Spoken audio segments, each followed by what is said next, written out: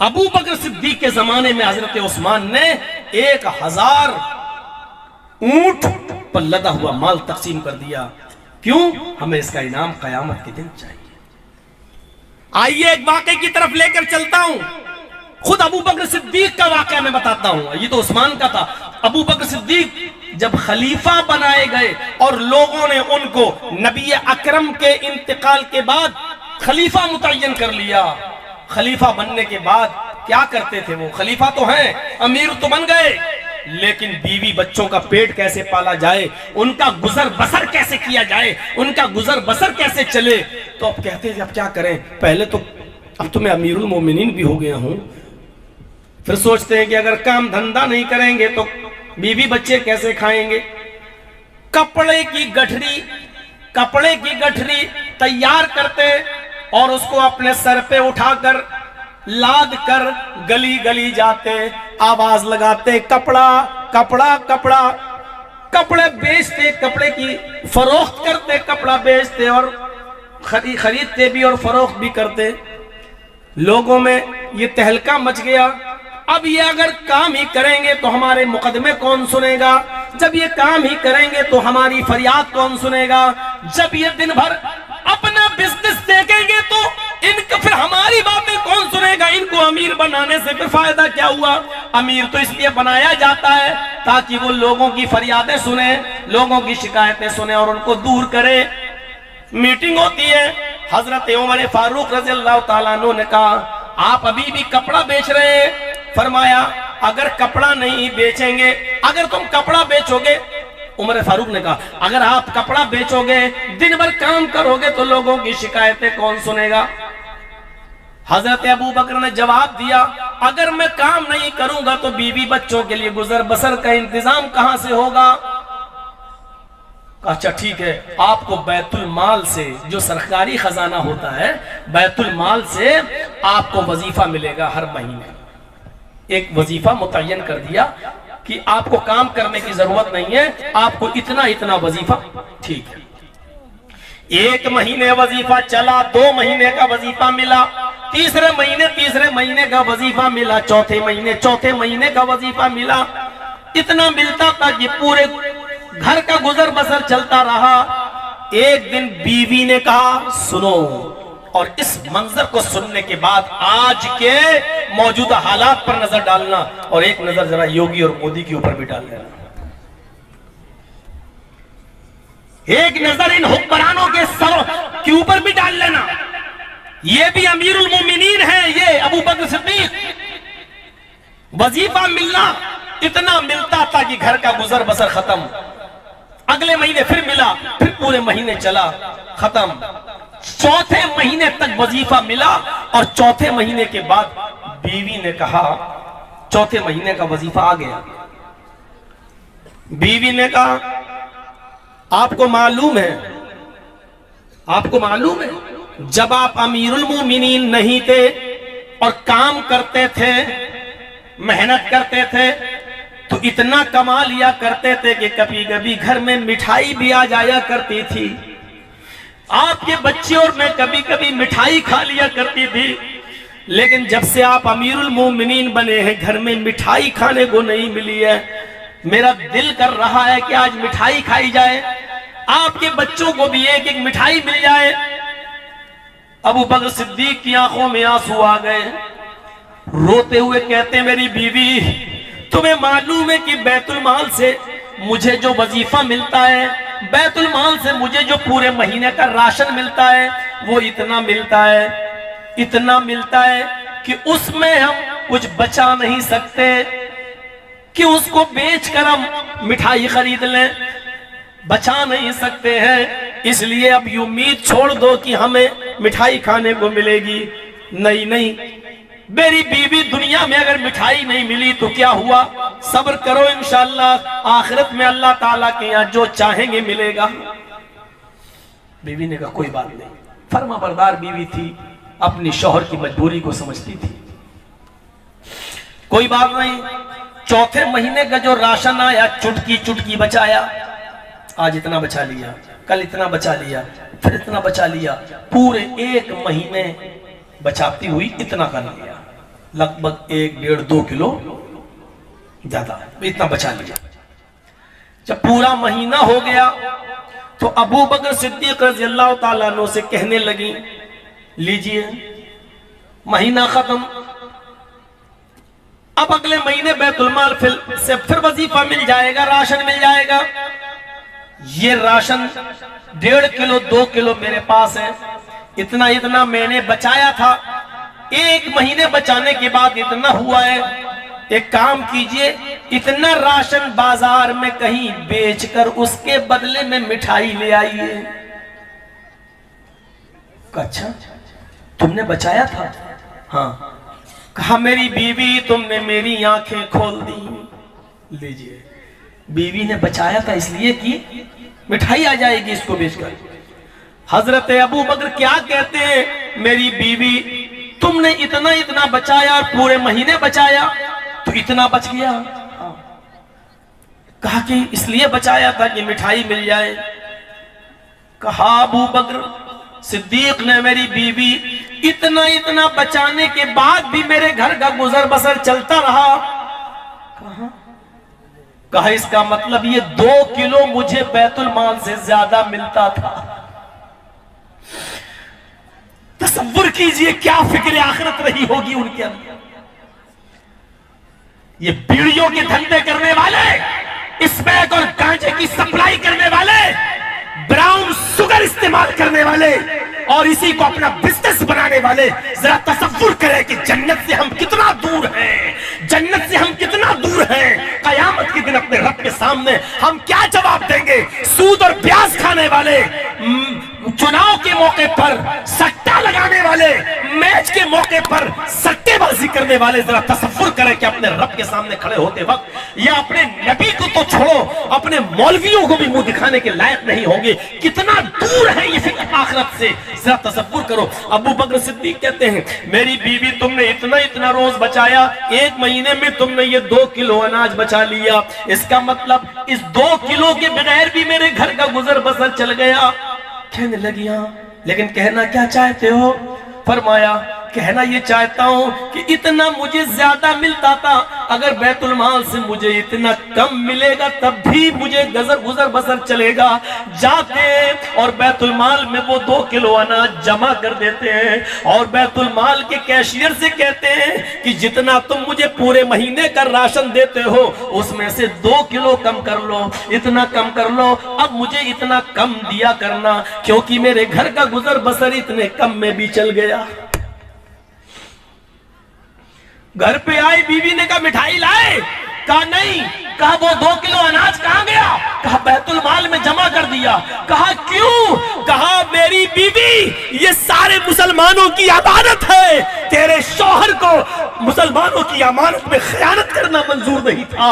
मर जाना पर मुझे पसंद है लेकिन खयानत करना पसंद नहीं है। कल मुझे कयामत के दिन अपने रब को जवाब देना है। सोचिए, ये थी आखिरत की फिक्र। वल तंजुर नफ्सुम मा क़द्दमत लिग़द, हर इंसान को सोचना चाहिए कि कल कयामत के दिन के लिए उसने कौन सी तैयारी की है। इस मंजर को देखने के बाद हम जरा अपने आप गौर करें, हम कहां खड़े हैं, हमारी हैसियत क्या है, हम कहां खड़े हैं।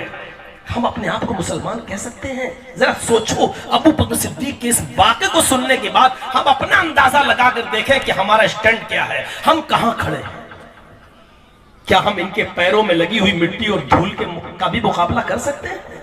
क्या इनके जूते में लगी हुई मिट्टी का भी मुकाबला हम कर सकते हैं? तकवे में, खौफे खुदा में, कयामत के दिन के डर में और अज़ाब जहन्नम और अज़ाब कब्र में क्या हम इनके पैरों में लगी हुई मिट्टी के भी मुकाबले में हैं? जरा तसव्वुर करो कि हमारी हैसियत क्या है,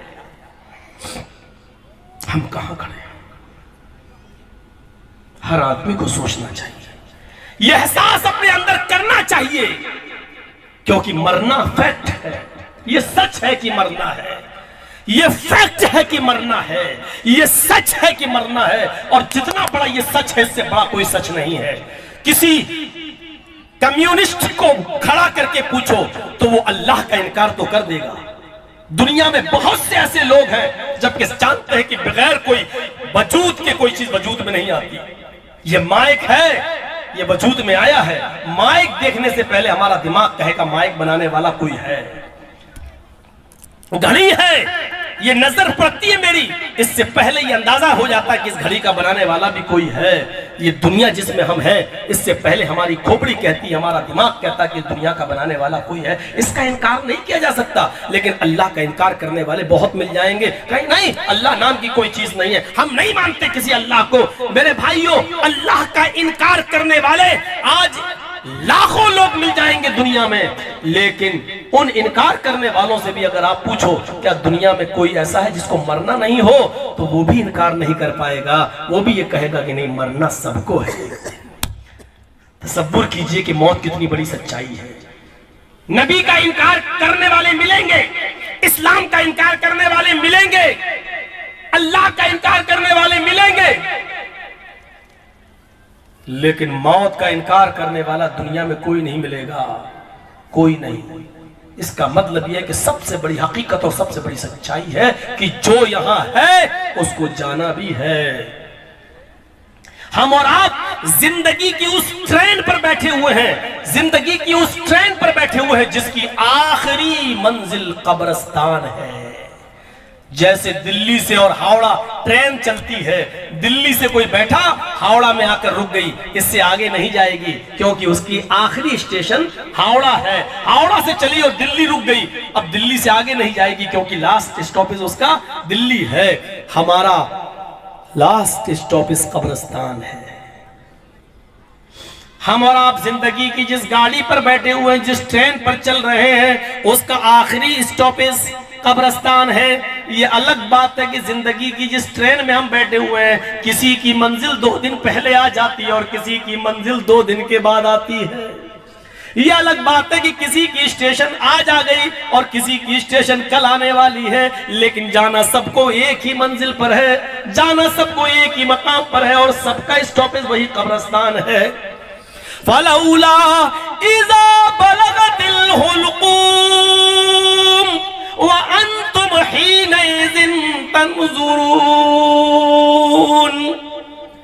उस वक्त तुम्हारा क्या हाल होगा जब तुम्हारे हलक पर तुम्हारी मौत, तुम्हारी रूह नरखरे तक पहुंच जाएगी। फलौला इज़ा बलगतिल हुलूम, जब मलकुल मौत रूह निकालेगा और ये रूह तुम्हारे नरखरे तक, तुम्हारे हलक तक आ जाएगी। व अंतुम हीनइज़िन तंज़ुरून, उस वक्त तुम इस रूह को निकलते हुए अपनी आंखों से देख रहे होगे। ये रूह जब निकलती है ना, हर आदमी अपनी आंखों से देखता है। जानते हो क्यों? अब सुनो, बहुत कीमती चीज। रूह जब निकलती है तो सबसे पहले यहां से निकलती है। मलकुल मौत जब किसी की रूह कब्ज करता है, रूह जब निकालता है तो रूह कहां से निकलती है? सबसे पहले नीचे से, पैर के तलवे से खींचता है, रूह यहां तक आती है। खींचता है यहां से तो यहां तक आती है। आप देखिएगा किसी भी मरने वाले के पास बैठकर, सबसे पहले उसके नीचे का हिस्सा बेकार होता है, बेजान हो जाता, काम नहीं करता, क्योंकि रूह यहां से निकाली जाती है। यहां से जब रूह निकलती है तो पहले पैर का हिस्सा काम करना बंद करता है, फिर टखना काम करना बंद करता है, फिर ये रूह निकलते निकलते एड़ी तक आ जाती है। एड़ी से नीचे का हिस्सा बेजान हो जाता है, फिर रूह निकालते निकालते घुटने तक आती है। घुटने से नीचे का हिस्सा काम करना बंद कर देता है, फिर घुटने से निकलकर रान पर आती है, फिर रान से निकलकर कमर तक लाता है रूह को, फिर कमर से नीचे का हिस्सा बेजान हो जाता है, काम नहीं करता, फिर सीने तक खींच कर लाता है, सीने से नीचे का हिस्सा काम करना बंद कर देता है। फिर ये रूह निकलते निकलते हलक तक पहुंच जाती है तो हलक से नीचे का हिस्सा काम करना बंद कर देता है। और जब हलक तक पहुंचती है और हलक से जब निकालता है तो आदमी की आंखें फट जाती हैं। देखिएगा, इंतकाल के वक्त आंखें बड़ी हो जाती हैं ऐसे। जब उसकी आंखें फट जाती हैं, जब रूह फरिश्ता निकालता है, उस वक्त वो अपनी आंखों से रूह को निकलते हुए, मलकुल मौत को, रूह को खींचते हुए वो देखता है ऐसे करके। और उसी वक्त वो देख लेता है कि उसके पास रहमत के फरिश्ते खड़े हैं या अजाब के फरिश्ते खड़े हैं। मरने वाला मरने से पहले अपनी रूह के बारे में समझ जाता है कि मेरा ठिकाना कहां होगा, मेरी रूह को लीन में डाला जाएगा या सिज्जीन में डाला जाएगा। उसको अपना पूरा मंजर, पूरी जिंदगी के कारनामे याद हो आ जाते हैं। सबके साथ ये होना है, हम और आप सब इस मरहले से गुजरेंगे, याद रखिएगा। ये अलग बात है कि आज सुनकर कल भूल जाएं, लेकिन जिनकी मंजिल आ चुकी है वो इस मंजर को देखेंगे।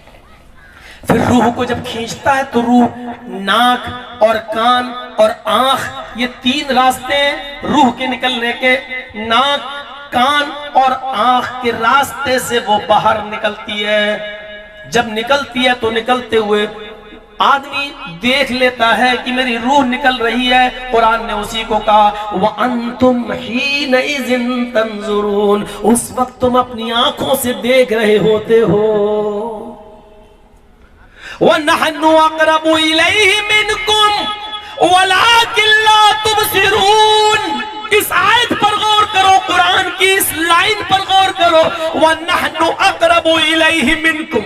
तुम समझते हो कि मरने से पहले मेरे माँ, मेरे बाप, मेरी औलाद मेरे पास बैठी है, वो मेरे करीब है?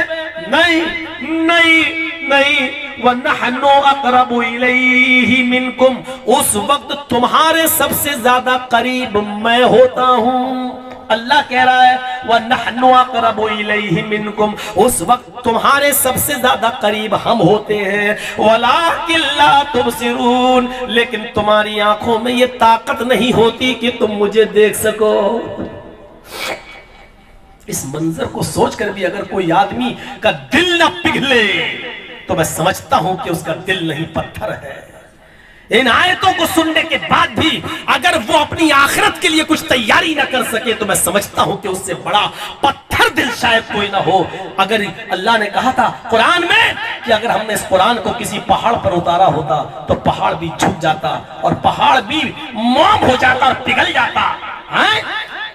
लौ अंज़लना हाज़ल कुरान अला जबलिन लराइतहु खाशिअम मुतसद्दिअम मिन खशियतिल्लाह। पहाड़ पर कुरान उतारा होता तो पहाड़ भी मोम बनकर पिघल जाता, लेकिन बाहर इंसान तेरे दिल पर कुरान की आयतें पढ़ी जाती हैं और तू पत्थर दिल बना हुआ है, तेरा दिल पिघलता नहीं है, तेरी आंखों से आंसू नहीं आते हैं और आखिरत के बारे में तू कुछ सोचता नहीं है। वनहनु अक़रबु इलैहि मिनकुम वलाकिन ला तुबसिरून। क्यों नहीं निकाल लेते? उस वक्त हम सबसे ज्यादा करीब हम होते हैं। तुम्हारा बाप, तुम्हारी माँ, तुम्हारी औलाद, तुम्हारे रिश्तेदार तुम्हारे करीब नहीं होते। उस वक्त जितना करीब हम होते हैं कोई नहीं होता। लेकिन तुम्हारी निगाहें, तुम्हारी आंखें हमें देख नहीं सकती, तुम्हारी आंखें, तुम्हारी निगाहें हमें देख नहीं सकती। वलौला इन कुंतुम गैर मदीनीन। कैसा थप्पड़ मारा है अल्लाह ताला ने दुनिया के सुपर पावर लोगों को, दुनिया के ताकतवर लोगों को। फलौला इन कुंतुम गैर मदीनीन तरजिऊनहा इन कुंतुम सादिकीन। अगर तुम्हारे ऊपर कोई ताकत काम नहीं कर रही है, अगर तुम सबसे बड़े ताकतवर हो और तुमसे बड़ा कोई ताकतवर नहीं है, अगर तुम ये समझते हो तो उस मलकुल मौत से वो रूह छीन कर दिखाओ और अपने अंदर वापस लौटा कर दिखाओ अगर तुम सच्चे हो। अटल बिहारी जी रूह वापस नहीं कर पाए, इंडिया के पावरफुल आदमी थे। इंदिरा गांधी प्राइम मिनिस्टर की बॉडी गार्डों ने छलनी छलनी कर दिया, अपनी रूह को अपने अंदर लौटाने में नाकाम रही। राजीव गांधी नाकाम रहे, जनरल ज़ियाउल हक नाकाम, अय्यूब खान नाकाम, बेनजीर भुट्टो नाकाम, सद्दाम हुसैन नाकाम, खुमैनी नाकाम, सारे नाकाम नजर आते हैं। शाह फैसल नाकाम, शाह फहद नाकाम, सब नाकाम। दुनिया के पावरफुल आदमी रहे नाकाम, बादशाह नाकाम। वही अल्लाह ने कहा, अगर तुम्हारे ऊपर किसी बहुत बड़ी ताकत का हाथ नहीं है, तुम अपने आप ही को सबसे बड़ा समझते हो, पावरफुल समझते हो, तरजीऊनहा इन कुंतुम सादिकीन, तुम मलकुल मौत तो रूह निकाल रहा है और तुम अपनी आंखों से देख रहे हो, उससे छीन कर दिखाओ और अपने अंदर वापस करके दिखाओ। देखा किसी ने मलकुल मौत से रूह छीन कर अपने अंदर वापस ले ली, मुझसे बड़ा ताकतवर कौन है, भग, और उसको भगाया हो? नहीं। कितनी बड़ी, कितना बड़ा थप्पड़ मारा है अल्लाह रब्बुल आलमीन ने।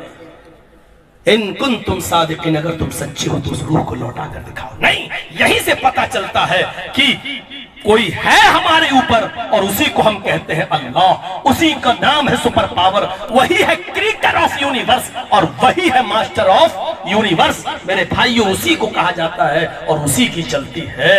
ये सब हम और आपको, सबको इस दुनिया से जाना, ये सबसे बड़ी हकीकत है, ये सबसे बड़ी सच्चाई है। आइए एक चीज की तरफ हम आपको और लेके चलते हैं। जरा देखिए, मामून रशीद, ये अब्बासी एक खलीफा गुजरा है। बनु अब्बास में सबसे ज्यादा पावरफुल एक खलीफा गुजरा है जिसका नाम था मामून रशीद। मामून रशीद अपने सियासी विरोधी